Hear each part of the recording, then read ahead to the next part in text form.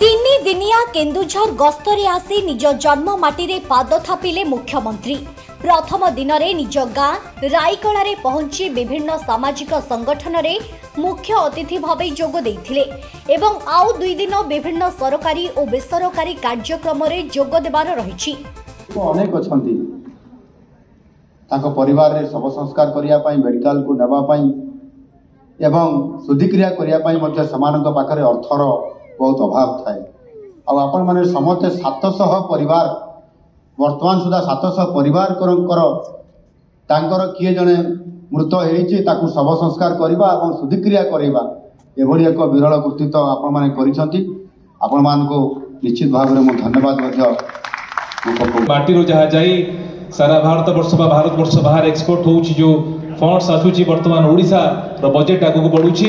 ए केउझर माटी गोटे बहुत बड़ अवदान रही केउझर बासी गोटे बहुत बड़ अवदान रही किंतु प्रथम थर पई केउझर आज तार हक पाइछि।